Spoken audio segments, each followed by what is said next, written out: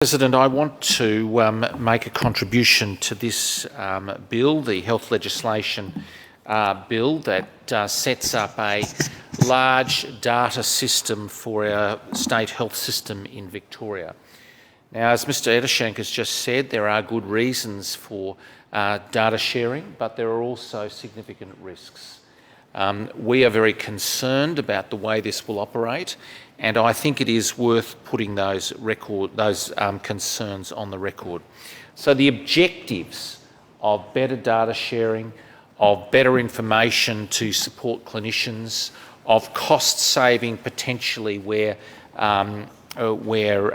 information is available and tests and otherwise do not need to be duplicated, is perfectly understood.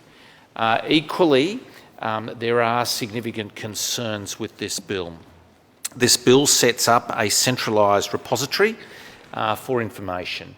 It sets up a repository where hacking can occur, and we've seen repeatedly over recent times some of the concerns that arise where significant hacking of central repositories of information occur.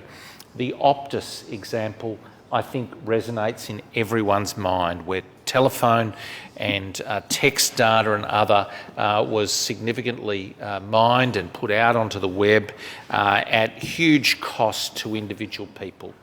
And the Medibank Private example is also recent and I think bears heavily on how people view this. I'm told that more than 9 million records in terms of the Medibank Private hack were got by the hackers and released in repeated or in regular tranches of information. And it's the most sensitive information that is always the target of these hackers, whether it's illegal drugs or whether it's pregnancy terminations, whether it's cancer or other diagnoses or STDs or other diagnoses and information and test results being put out after a hack is of great concern to most Victorians. Now, we've blithely heard the government and government speakers say, oh, there's checks, there's balances, there's protections. Well, so we heard with Optus, so we heard with Medibank Private, and I am, for one, completely and utterly unconvinced. And I say this as a former health minister, having dealt with the data issues in the department. And I inherited a set of circumstances where the Health Smart system, administered initially from about 2003 on, but in the more recent years before I came in as Health Minister, by Daniel Andrews as Health Minister. And that system was an absolute debacle, an absolute dog. Disaster. Hundreds and hundreds of millions of dollars over budget, and a data system that did huge damage to a number of health services, most famously up at the Eye and Ear, where clinical errors increased as Health Smart was put in place. It was a very, very bad system. Now, you know, one of the things that the government sought to do with that is to force records together. Interoperability is actually the key, and an ability to have dispersed records that can be accessed in a comprehensive and thoughtful way with appropriate protections is a much better way to go than the central repository, the central storage. And the government's concerns and problems with that health data management before the 2010 election, when Daniel Andrews was Health Minister, I think is indicative. We saw data mismanagement, we saw data manipulation, we saw cheating, we saw a whole series of serious and problematic interventions, all administered and overseen by Daniel Andrews as Health Minister.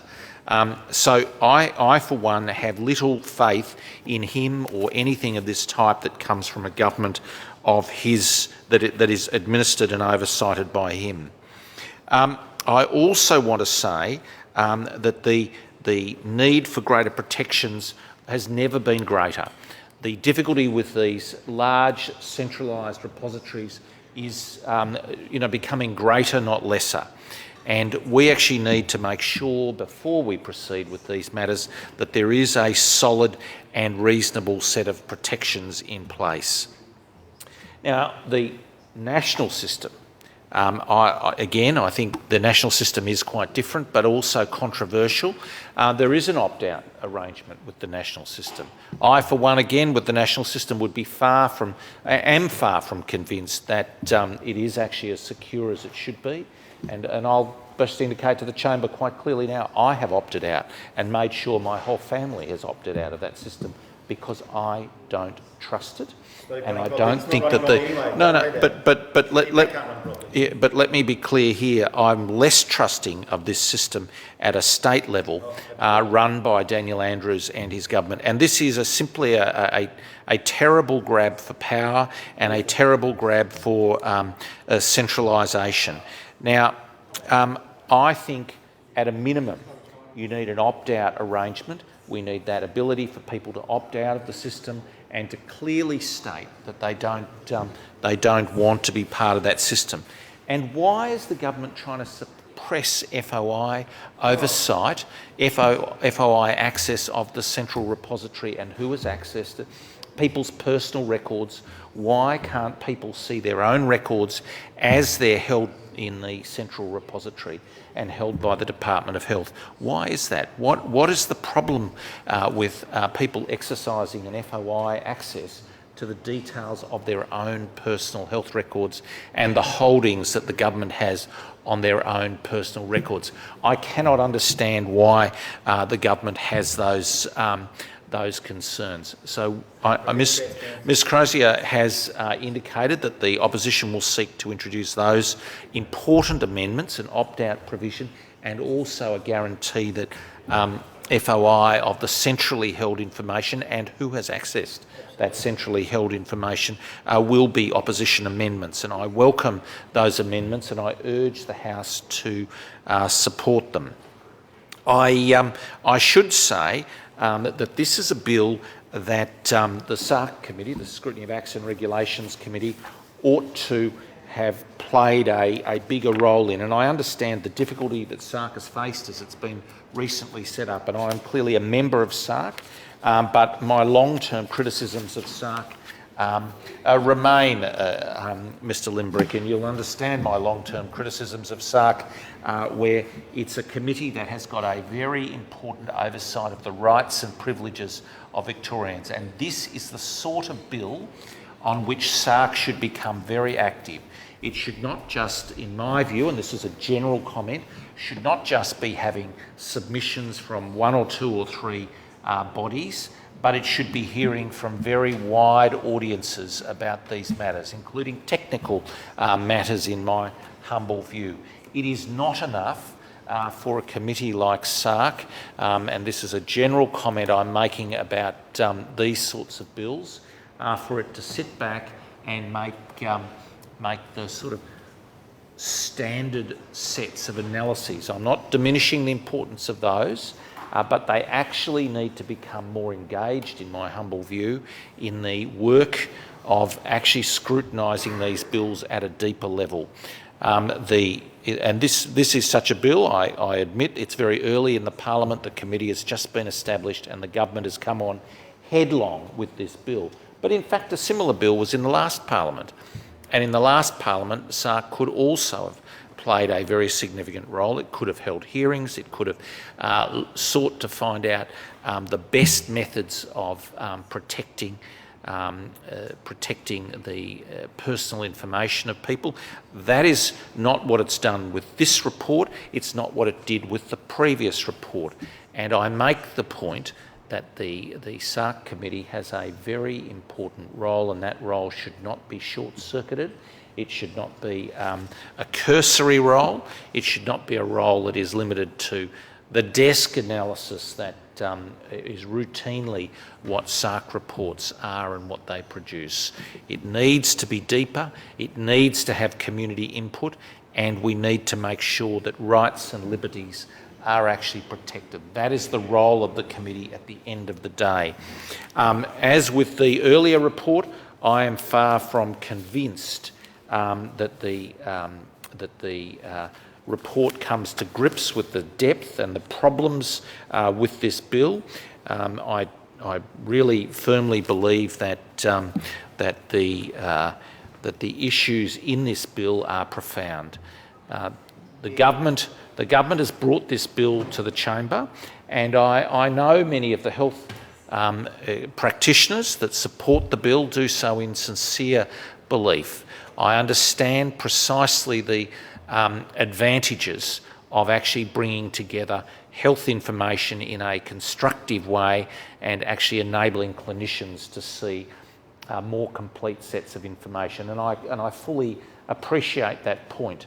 But clinicians also need to understand that a critical matter for people is to have confidence in the system. And I, for one, do not have confidence in this government's ability to put in place such a health data management system. I far from have that ability. We've seen, a number of our health services hacked already.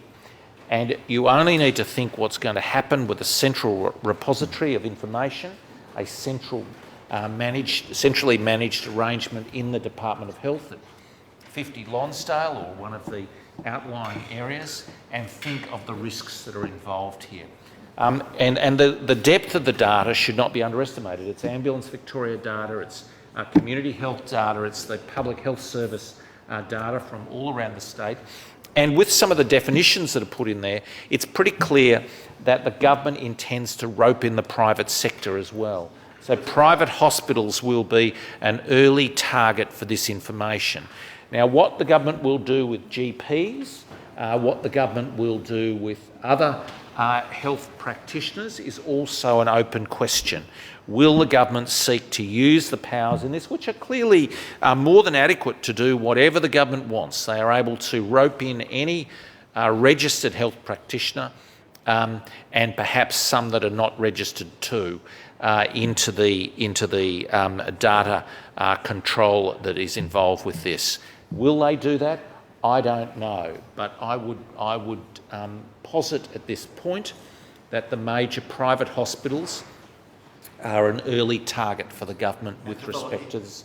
Well, pathology as well, and some of that would of course be captured in information in our public health services, but yes, I can well see pathology and radiology services dragged into this as well.